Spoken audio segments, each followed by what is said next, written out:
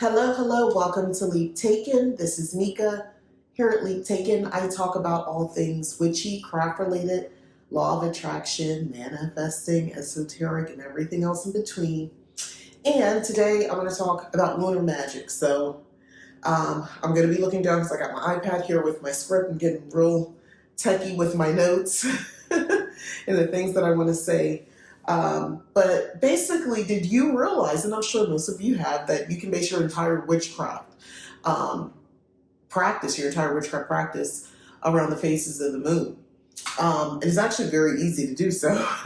I actually realized a good portion of my practice, especially when I work with a coven, is magic practiced around moon rituals. And it works out, by the way. It's a good thing. It's not anything wrong with that. But I practice with new moon and full moon energies. I typically don't. I recognize the waxing and waning phases of the moon, and sometimes I sort of work with that energy. But mostly, I center most of my rituals and practice around the full moon and days leading up to, just like 3 or so days leading up to it, and 3 days after. Same for the new moon. But like I said, I'm always aware of the other phases of the moon as well. Being aware is kind of important because I spent a lot of time as a practicing witch sort of ignoring those cycles, which was not helpful. Had I known, especially when I was younger, before I actually referred to myself as witch, it would have helped keep track of menstrual cycles, because typically most women, our cycles are tied to a moon cycle, whether it's the new moon, a full moon. Some of us, it's more closer to a specific full or new moon, so it's more in the waxing and the waning phase. So that's something to be mindful of. And I think there's something to be said about the type of energy you might be able to work with, something that is sort of more just unique to you. You know, prime example, there are some witches who are just really adept and really great at just banishing, and doing that type of work, where others are just great at increasing and, prosperity and abundance and so forth. So, I believe that the cycles, all that kind of meet up together, and it has something to do with maybe how strong you may be in energy. Not saying you can't manifest if you banish, and vice versa, but I'm just saying I think that might be maybe your strong suit. Something to think about. I mean, think about your own situation with that and see how you feel about that.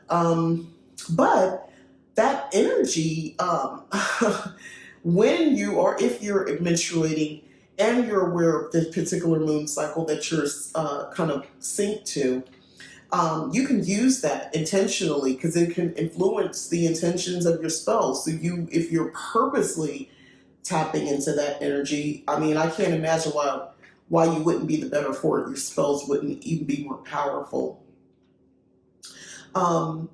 If you want to validate your understanding of energies around the moon phases, I think this is a good video for you to watch, because I'm about to break it down. So let's talk about the new moon. New moon energy can aid in, to me, I like to call it the seedling phase, like when you want to plant your seedlings, where it's barely a notion. It's just barely a notion, let alone an idea. And I think it's a great time to work on, that sort of stuff specifically. So new beginnings, whether it's career, relationships, business, etc. And where the waxing moon, that energy helps with putting the plan into motion. So I think it's also great for expansion, increasing, get where I'm going with this? So expanding your wealth, social media, your followers, promoting health, wellness. So that's on the waxing moon. And then the full moon, and you see, is a lead up, follow me. So the full moon energy is more about, that energy supports intuitive and psychic work. I also strongly believe it's a great time for reaping the work you've done in the previous lunar phases. Obviously, a lot of people charge their tools, their supplies, spell supplies, and crystals during the full moon. Some people do it on a new moon. I'm okay with that as well. I've done both and had different intentions for each one. When I've on a new moon, again, it was more like usually if I bought a new item, and I just felt like the new moon was more cleansing, kind of wiping the slate clean of any previous energies. But anyway, and the full moon is also great for releasing work. That's great energy for if you need to do any releasing work. So cord cutting rituals and that sort of stuff. That's a great time to do it on the full moon. Now the waning moon, that energy aids in releasing work, which is kind of what I was talking about from the full moon, so you can keep that energy going a little bit. This moon's the waning moon's energy can help with spells to release negative habits. It's good. It's a good time for gratitude rituals and making offerings. So if you were looking for an opportunity, a good time, at a certain point of the month, maybe mark on your calendar the different moon phases, and sometime when it's that waning moon, that might be a great time to do your offerings to your house spirits, to your spirits, to your ancestors and so forth. That could be something that you kind of your dedicated time. Also a great way to build, ritual, a great way to build sort of your traditions in your craft. The other thing is, so that's basically, just breaking that down so you kind of have an idea of, and to me, a simple definition of really what to do during these moon cycles, what to do with that energy. But the other thing is, I know there is a question on whether the moon is female or male energy. I'm biased. I've always felt the moon as feminine energy, especially with that link tied to water and to our cycles, our menstruation cycles. So I see that as feminine energy. I just do. So, however, I can understand and appreciate the counter sort of argument about it being male energy, because I was like, wait, I get that too. But for me, I just believe it's female energy. But it's something for you guys to think about. How do you see the moon's energy? Is it male? Is it female? Is it not really one, particular gender to you? Is it both? That's another way, depending on what's going on, depending on its phase. Maybe in full, it's feminine. Maybe when not, it's masculine. And just my personal experiences dealing with the moon, specifically the full moon, I don't have to look at a calendar to know it's a full moon, because I'm usually wired. I am usually wired for something. I can't sleep the night before. I just have a lot of energy, a burst of energy, almost to the point, if I'm not careful, manic. And when I say that, not in a sense like, in a terrifying way, but like it's borderline manic. Like, I'm not gonna lie, it is. But I'm aware of it, and I basically just transmute that into something creative, something productive, something that is healthy for me to put it into, as opposed to going online and buying stuff I don't have any business buying, or something like that, or drinking too much because you feel a little bit more extra spicy, or eating too much, or just overindulging of any too much, because you kind of like, it's that too, that I don't, or I'll try to take on too many things at once, and I'm physically, my body's like, girl, stop. But I'm still trying to keep going, because that energy's got, I feel like a Energizer bunny sometimes. Just within hours, not like, it'll be like the day, or sometimes just hours leading up to that full moon, like at night, I'm ready to go. So there is a lot to be said about full moon energy. But again, it translates usually for me into being more productive. That's a great time for me to actually try to do some work if I had projects and things like that, including witchcraft. If I want to make a bunch of oils, if I want to make some blends, if I want to write out a ritual, that's a great time for me to do it. And I did want to just say, there is proof, if you talk to anybody in healthcare who works in healthcare, about the full moon energy, they'll tell you it's true. It's not just urban legend. There is usually a spike, especially in the emergency room, with more people coming in during that time. But there's also proof that the full moon can disrupt sleep cycles, so falling asleep. So that's actually very true. Which is my next thing, talk about, manic, moon manic, and all that sort of stuff, moon magic, and sucks. So depending on the intention of the magic that you want to work, the moon phase, let me rephrase that. So depending on what you're doing, take into account the phase the moon is in. So I know, me personally, I've talked to a lot of witches over years who said around that time, the full moon specifically, they seem to be more in the mood than usual. If you're one of those people, use that energy to manifest, tap into it. Perform sex magic, go all in ritual, make it very ritualistic, ceremonial, do the whole bit. I mean, you probably have more energy to put, to do all that anyway. That's the perfect time. The other thing I would just say is use the moon's energy in things like to code energy, like water. So let me show you what I do. I have, I made this little glass here, mason jar, but this is my moon water. And what I do is, for each of my moon cycles, I continuously charge the same water until I feel the need, whether it's from, my ancestors or a specific goddess I'm working with, or the house spirits, or just, my own innate intuition to use it in a spell or use it for something else or to pour into the land. And then I refill it, and I always use, that's filtered water, not just out of the spigot. That's filtered water that I use. I don't know, that's just my special little thing, but I use the moon's energy, and for the water, so I code that energy. So in the same way I'm coding that energy with that, I'm directing it. It's the same way that you can do that with any object, whether you have a wand, a magic wand that you maybe purchased, or your book of shadows, your a journal, obviously crystals, things like that. I'm thinking of other type of objects. Maybe a pen, if you want to get into scripting, a pen and a blank journal, notebook. You want to charge that with the energy of the new, let's say the new moon. You can even do that with the full moon, because the purpose, the intention would be to reap everything that you write, that you script about. So that's a great idea. So coding energy into an object using the moon's energy, I believe, can give powerful results. The other thing is,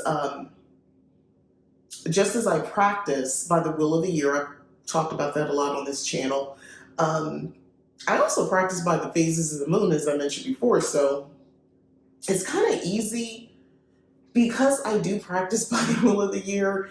It again lends itself to, with, I don't know, the various lunar phases as well. So let's say there's, let me think. So Halloween, I think Halloween, was it this year or last year?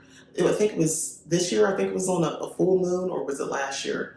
And that was like a magical experience. So it was like I'm already doing full moon rituals, so then you bring in, Samhain as well, and it's extra. It's just even more powerful. It's a great time to manifest.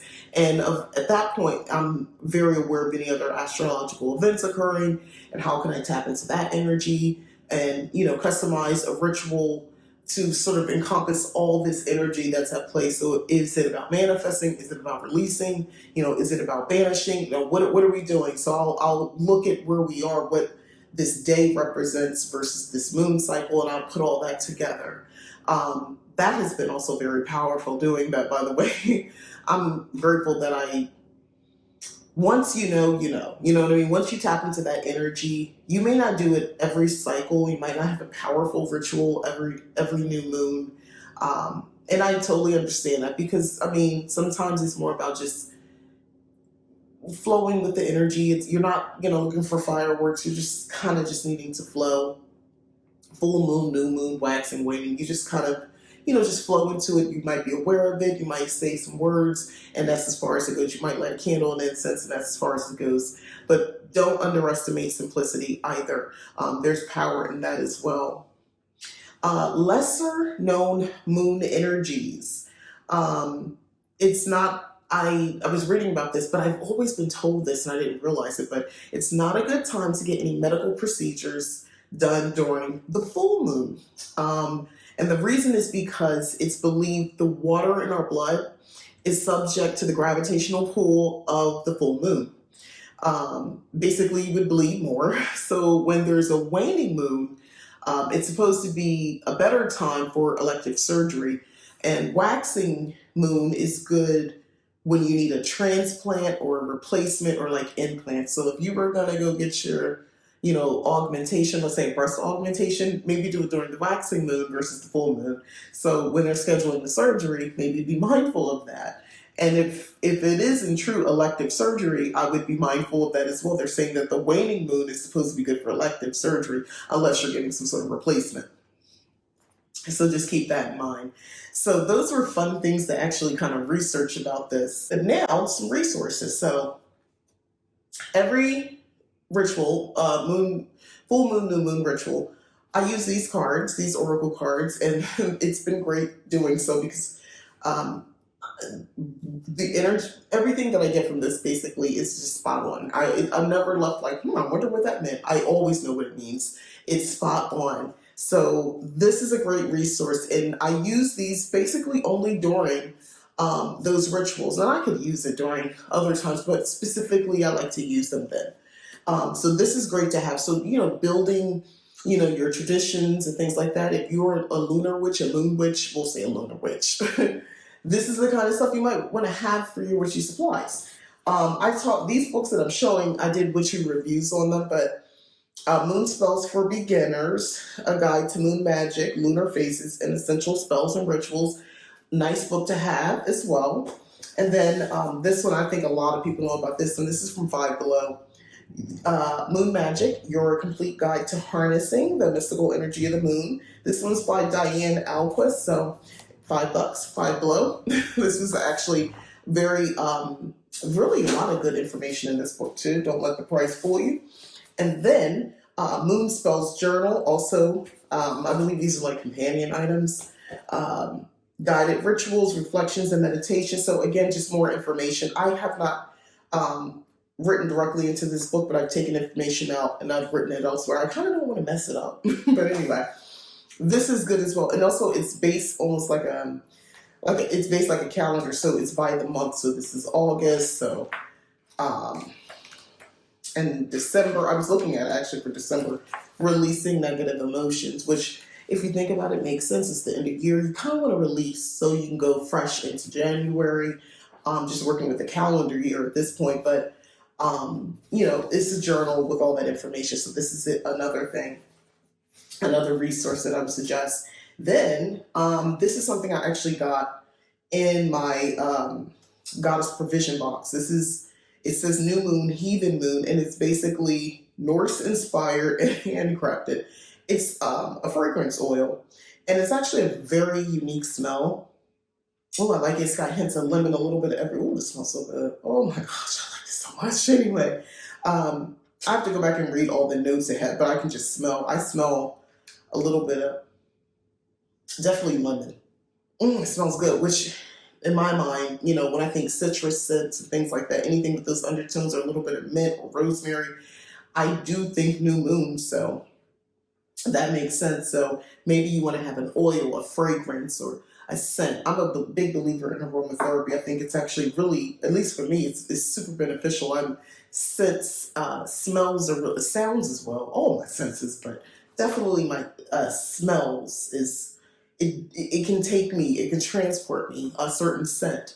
So that's actually very effective. So, maybe you want to, when you are practicing by the moon, in these different phases, there should be constants, I think.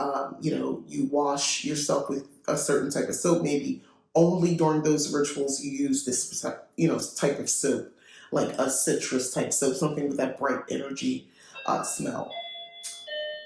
Sorry, my doorbell's going. Anyway, but yeah, maybe you do those things as well, like a certain scent, a fragrance, all of that, and then you can get into certain jewelry as well. Maybe moon, something with the moon itself, the triple moon or something like that. Even something like a headband or something like that, some jewelry you wear around your head. Maybe you can put a clip in or something like that that represents moon energy. Again, even if you're not performing this grandiose ritual, it might just be something you wear on the day of the new moon or the days leading up to the new moon or the full moon and so forth. Or let's say your jam is the waxing moon and, that's your time. So, maybe you have certain adornments that you wear at that time, a specific outfit or outfits because they make you feel a certain way, which connects you more. But what I'm talking about basically is a lot about kind of building your practice, building your tradition. Not everyone practices the same thing. And some of us, I was one of the people I'm about to describe, was looking for something kind of that foundation for my witchcraft. I didn't just want to keep being eclectic. I kind of wanted a label. And just because you name your craft or name yourself as a witch and what that stands for doesn't mean you no longer learn about anything else. It does mean you become very versed in the thing that you're naming yourself after. So if you're a lunar witch, then you become very knowledgeable about that and the application of that knowledge. But along the way, you learn so many other things. In these books, for instance, they have spells and things like that. But for you to cast a spell, you have to first understand energy and coding energy and work and raising energy and grounding and all that sort of stuff. And what do you need to raise energy? Do you need tools and things like that? So certain herbs, and maybe you need to drink a certain tea. And so then you get into herbal blends and so forth. You see how it kind of just lends itself to other information about witchcraft, but ultimately you're still a lunar witch. So I kind of, want to do some of these videos where I'm kind of talking a little bit more extensively about certain types of magic and then kind of making that your thing, your witchcraft. That's what you are. I just did the video where I talked about dragon magic. I'm going to actually follow up with more about that. I can't wait to explore that more because it's a very interesting path altogether. But then with moon magic and becoming or being a lunar witch, that's to me, I have that up there with I don't know, that's a little bit of everything too, because you're not just one thing. It doesn't mean you don't have appreciation for the sun as well. So just let you know, it's not just you on one thing, that's all you do. But you sure do know what to do with this one thing is basically it. So maybe this helped you if you were kind of looking kind of for something to sort of, just a path to get on right now. This is especially with the new year coming, 2022. Maybe you wanted to sort of get more serious about your witchcraft. You wanted to kind of, put some routine to it. May I suggest Lunar Magic? May I suggest maybe just making a conscious effort to do a full moon and new moon ritual and then build out from there. It's really, you have to start, right? You just have to start. So again, hopefully that helps. Let me know in the comments what you guys think. Are you a lunar witch? Are you interested in becoming one? Are you interested in just broadening your witchcraft with this level of study on lunar magic, on moon magic?